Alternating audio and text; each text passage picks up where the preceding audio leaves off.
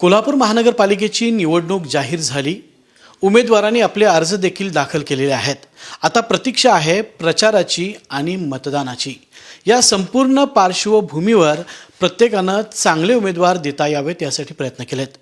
काँग्रेसने सुद्धा अतिशय नेटकं नियोजन करून साधारण 70+ असे आपले पक्षाचे उमेदवार दिलेत आणि या संपूर्ण प्रक्रियेमध्ये पक्ष आणि स्वतः सतेज पाटील हे बाहुबली ठरलेले आहेत. नेमकं त्यांचं नियोजन काय होतं, कशा पद्धतीने ते निवडणुकीला सामोरे जाणार आहेत हे जाणून घेऊयात. आपण त्यांच्याकडूनच आपल्यासोबत आहेत काँग्रेसचे नेते सतेज पाटील. सर, आता अर्जसुद्धा दाखल झालेले आहेत.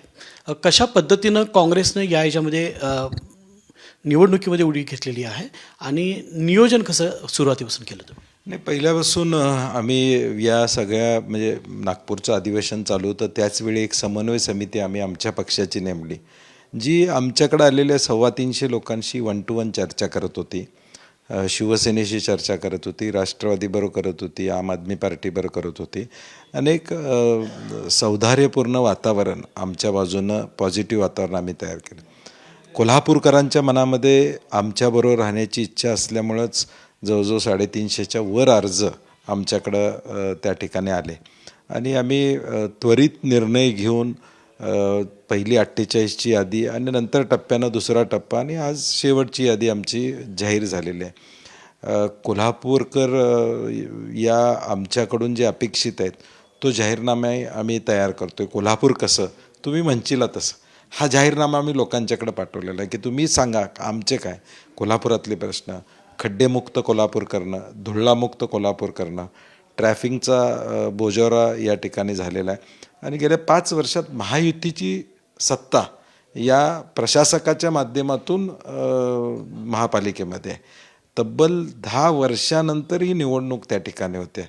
म्हणजे पहिल्या 5 वर्षातली बॉडी निघून गेली आणि आता फक्त प्रशासक राज जे डायरेक्ट मुख्यमंत्र्यांना रिपोर्ट करतं, पालकमंत्र्यांना रिपोर्ट करतं, त्यांची अन्सरेबिलिटी जनरल बॉडीला नाही आहे, त्यांची अन्सरेबिलिटी आम्हाला कुणाला नाही, परंतु पालकमंत्र्यांना अन्सरेबिलिटी आहे. आणि म्हणून हा सगळा जो काय आज केऑस कोल्हापूरमध्ये आहे त्याला माहिती जबाबदार आहे. हे आम्ही लोकांच्यापर्यंत घेऊन जाणार आहोत. एकूण काँग्रेसच्या पक्षचिन्हावर किती उमेदवार आपण दिलेत कोल्हापूर महानगरपालिकेत? कोल्हापूरमध्ये आम्ही 81मध्ये 7 उमेदवार आम्ही शिवसेनेला त्या ठिकाणी दिले होते. एक अपक्ष आम्ही उमेदवार होता त्याला आम्ही पुरस्कृत त्या ठिकाणी केलं होतं. परंतु आता शिवसेनेमध्ये एक तांत्रिक अडचण एका वॉर्डमध्ये आल्यामुळं आम्हाला शेवटच्या मोमेंटला काँग्रेसचा AB फॉर्म तिथं त्या ठिकाणी द्यावा लागला. त्यामुळं आता त्यांचे साधारणपणे 6 अधिकृतपणे उमेदवार त्या ठिकाणी आहेत, एक अपक्ष असणार आहे, असेच आणि राहिलेले 74 हे आमचे उमेदवार चिन्हावर त्या ठिकाणी उभे आहेत. खरं तर निवडणूक जाहीर झाली आणि त्याच्यापूर्वीसुद्धा महाराष्ट्रामध्ये महाविकास आघाडी खरं तर याचा नेतृत्व तुम्ही करता. पण या निवडणुकीमध्ये महाविकास आघाडी म्हणून एक पक्ष त्यातून सुटलेला आहे, तो म्हणजे राष्ट्रवादी शरद पवार गट. तर कशामुळे सुटला, काय कारण आहे ते? नाही, मी त्यांनी माझ्यावर टीका केली असली तरी मी करणार नाही, कारण की त्यांची मागणी होती परंतु आम्ही त्यांना काही प्रस्ताव दिला होता तो मान्य नव्हता. ठीक आहे, प्रत्येक पक्षाला वाटतं की आपला पक्ष वाढावा, आमच्या त्यांना शुभेच्छा आहेत पक्षवाढीसाठी. परंतु माझा प्रस्ताव होता कारण की हा 4चा प्रभाग झाल्यामुळं इथं नियोजन करणं अवघड आहे. 1चा प्रभाग असता तर कदाचित निर्णय घेणं सोपं होतं. 1 प्रभाग तुम्हाला देऊन टाकला, हे 5 वॉर्ड तुम्हाला दिले, तुम्ही मग निर्णय घ्या. मग तिथला जो बंडखोर असेल किंवा आमचा इच्छुक असेल त्याला समजावून सांगता येतं. परंतु 4मध्ये असल्यामुळं बाकीच्या 3ना हा 4था चालला पाहिजे असं एक गणित घालावं लागलं ह्यात. आणि म्हणून प्रचंड प्लॅनिंग या निवडणुकीमध्ये आम्हाला करावं लागलं. हॅपाझार्डली जर आम्ही उमेदवाऱ्या दिल्या असत्या तर अख्खं पॅनेल धोक्यात आलं असतं.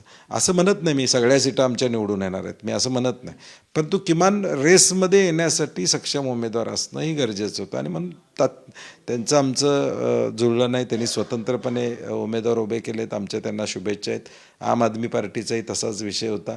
परंतु ठीक आहे, आत्ता नाही झालं तर उद्या त्यांचे उमेदवार निवडून आल्यावर महाविकास आघाडी म्हणते आमच्याबरोबर येतील याची खात्री आहे मला. खरं तर महायुतीने 3 पक्षांमध्ये जागांचं वाटप करून घेतलं. साधारण त्यांचा एक फॉर्म्युला अगदी आयत्या वेळेत ठरलेला आहे. असं असताना तुम्ही मात्र एक हाती खरं तर ही सगळी गोष्ट सांभाळताय. 74 उमेदवार देताना थोडा धोका वाटला नाही किंवा भीती वाटली नाही का? नाही, भीती नाही. आता काय महापालिकाचे ही बऱ्याच निवडणुका आम्ही लढवलेल्या आहेत. माझी तरी 5वी-6वी निवडणूक आहे महापालिकेची. त्याच्यापेक्षा मेरिटियस लोकं आणि जे लोकांची सेवा कोण करतं. आज मी देखील एक नेता म्हणून ज्यावेळी काम करतो, माझ्याकडे अनेक कार्यकर्ते दिवसभरात हजारो लोक येतात. आम्ही ॲनालिसिस करत असतो की येणारा कार्यकर्ता हा कुठलं काम घेऊन येतो, स्वतःचं घेऊन येतो का वार्डातलं घेऊन येतो. त्याच्यावरून आम्ही हिशोब करत असतो 5 वर्षात हा किती सक्षम आहे. तो सर्वसामान्यांची कामं, सर्वसामान्यांचे शिष्टमंडळ, सर्वसामान्यांच्या अडचणी घेऊत असेल तर लोकही त्याच्याकडे जातात याचा अर्थ आहे. तो आमच्याकडे ज्या अर्थी घेऊन येतो त्याही जनताही त्याच्याकडे जाते आणि म्हणून ह्याचा विचार करून उमेदवार आम्ही निवडले. परंतु महायुतीमध्ये एकमेकावर विश्वासच नव्हता. मुळात भाजप 40 जागा लढणार होती, शिवसेना 40 जागा पाहिजे होत्या, राष्ट्रवादी अजित पवार गटाला 8च जागा देणार म्हणून सांगितलं होतं. शेवटी मुश्रीफांनी काय जादू केली माहीत नाही, ते 15वर पोचले, नाही तर त्यांना 8वरच थांबवलं होतं. त्यामुळं हा जो काय त्यांच्यातला दुरावा आहे, म्हणजे तुम्हाला आश्चर्य वाटेल की काल रात्रीपर्यंत यादी आजपर्यंत यादी डिक्लेअर करून, म्हणजे शेवटचे यादी ऑफिशियली डिक्लेअर करू शकले नाहीत. म्हणजे AB फॉर्मच द्यायचा, म्हणजे केवढा गोंधळ आहे त्यांच्यात आणि केवढा अविश्वास त्यांच्या केडरवर त्यांचा आहे. तुम्ही यादी करा ना डिक्लेअर. काय समज असतील लोकांचे काढता येतात, परंतु शेवटच्या दिवसापर्यंत तुम्ही निर्णय घेऊ शकत नाही. पार्टी विथ डिफरन्स कसली महायुती? तुम्ही कसल्या लोकांचा विश्वास कोल्हापुरातल्या मिळवणार आहे? तुमचे उमेदवार ठरवायला तुम्हाला जमत नसेल तर अडचणी आणि कोल्हापूर महापालिकेचे प्रश्न कसे सोडवणार आहे? जिथं उमेदवार सोडवताना तुमची एवढी रस्सीकच होते आहे, तिथं तुम्ही मतं लोकांना मागताना कुठल्या तोंडानं त्या ठिकाणी मतं. आणि त्यामुळं टोटल केऑस हा महायुतीमध्ये आहे आणि तो आता दिसलेला आहे. आज 3 वाजेपर्यंत शेवटच्या दिवसापर्यंत सुद्धा ते ऑफिशियली यादी जाहीर करू शकले नाहीत. हे मला वाटतं दॅट शोज की they have lost before the election. खरं तर महायुतीचा एकूणच गोंधळ तुम्ही सांगितला. महायुतीमध्ये मोठ्या प्रमाणात बंडखोरी झालेली आहे. आपल्याकडे सुद्धा अनेक इच्छुक होते, मोठी संख्या तुम्ही दिलेली आहे. तुम्ही कसं हे वादळ शांत केलं आहे बंडखोरांचं? नाही, आम्ही जे सांगितलं तसं प्रभागवाईज बैठका घेतल्या, आम्ही समजावून सगळ्यांना सांगितलं आणि कॉन्स्टंट या सगळ्या 300-350 लोकांना किमान 5-5 वेळा मी भेटलेलं आहे. किमान 5-5 वेळा, काही लोकांना 10-10 वेळा भेटलो असेल.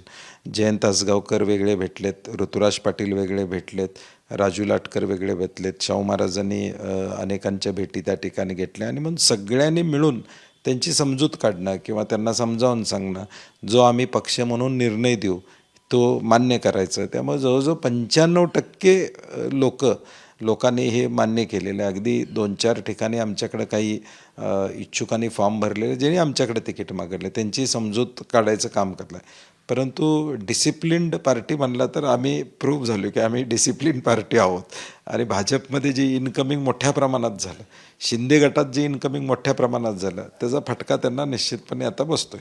काल बोलताना हसन मुश्रीफ सुद्धा म्हणाले की आम्हाला खोगीर भरती करायची वेळ आलेली आहे. तर या स्टेटमेंटकडे कसं बघता? नाही, म्हणजे तेच ना, आता त्यांना सुद्धा, मला आत्ता अशी एक बातमी आली, मला माहीत नाही, कन्फर्म नाही, एका वॉर्डात उमेदवारच ते कोण देऊ शकले नाहीत, अशी बातमी. खरं माहीत नाही मला, अजून आता कळेल मला. त्यामुळं म्हणजे एवढा गोंधळ त्यांच्याकडं आहे की शेवटपर्यंत ते वेगवेगळ्या पद्धतीने, म्हणजे मी नशीबवान आहे की माझ्या प्रामाणिक कार्यकर्त्यांना मी उमेदवाऱ्या दिल्या. हे माझं नशीब आहे की अगदी 2-3 ठिकाणी अगदी लास्ट मोमेंटचे निर्णय मी घेतले काल रात्री. परंतु 99% उमेदवार जे या वादळामध्ये, जे या सगळ्या वाईट काळामध्ये मला सोडून गेले नाहीत, काँग्रेसला सोडून गेले नाहीत, काँग्रेसची विचारधारा सोडली नाही, अशांना मी उमेदवारी देऊ शकलो, याचं समाधान मला सगळ्यात जास्त. ठीक आहे, निकालाचा भाग वेगळा, परंतु किमान मी त्यांना न्याय देऊ शकलो की प्रामाणिक राहिलेलं फळ मिळतं, हे काँग्रेसमध्ये दाखवून देण्याचं काम आम्ही केलेलं आहे. खरं तर सर, लोकसभा असेल, विधानसभा असेल आणि महानगरपालिका असेल, निवडणुकीचं मॅनेजमेंट खरं तर तुम्ही अतिशय चांगल्या पद्धतीने करता. हे गेले अनेक वर्ष कोल्हापूरकरांनी आणि मतदारांनी पाहिलेलं आहे. आता तर तुम्ही 74 सीट्स इथं दिलेल्या आहेत. निवडणुकीमध्ये निकाल कशा पद्धतीने लागतील आणि महापालिकेवर झेंडा कोणाचा फडकेल काय वाटतं? नाही, निश्चितपणे काँग्रेस शिवसेनेचं बहुमत महापालिकेमध्ये येईल अशी आम्हाला खात्री आहे. कारण की मी म्हटलं तसं महायुतीचा कारभार, खड्डे 100 कोटीचे रस्ते कुठं आहेत तर ते हुडकावे लागतील, खड्डे किती आहेत ते बघावं लागतं आहे. महालक्ष्मीच्या दर्शनाला जे लोक येतात त्यांची दुरावस्था आम्ही बघतो. आम्ही घोषणा फक्त बघितलेल्या आहेत, 2,000-3,000 कोटी रुपये. म्हणजे कोल्हापूरला मला वाटते आता मुख्यमंत्री उपमुख्यमंत्री येतील त्यावेळी घोषणांचा पाऊस अजून पडणार आहे. म्हणजे विकास कामाचा पाऊस पडणार नाही, परंतु घोषणांचा पाऊस पडेल. आणि म्हणून लोकांना मी ग्वाही देतो तुमच्या माध्यमातून की आम्ही जो जाहीरनामा तयार करू तो कोल्हापूरच्या विकासाचा असेल, कोल्हापुरातल्या सामान्य माणसांचा असेल आणि त्याला अभिप्रेत असं काम आमच्या माध्यमातून होईल. निश्चितच आज निश्चितच आज फॉर्म भरायची मुदत संपलेली आहे. आता सुरू होईल तो प्रचार आणि 15 आणि 16 तारखेला नेमकं कोल्हापूर महानगरपालिकेवर कोणाचा झेंडा फडकवला जाईल ते काही वेळातच स्पष्ट होईल, काही दिवसांमधून स्पष्ट होईल. मात्र सतेज पाटील यांनी कोल्हापूर महानगरपालिकेसाठी जे मॅनेजमेंट केलेलं आहे, साधारण 1 नव्हे 2 नव्हे तर 74 जागांवर त्यांनी काँग्रेसच्या हातावर उमेदवार उभे करून आपणच या महापालिकेमध्ये बाहुबली असल्याचं जाहीर केलं आहे. कॅमेरामॅन सचिन सावंतसोबत मी रणजित माजगावकर, साम TV, कोल्हापूर.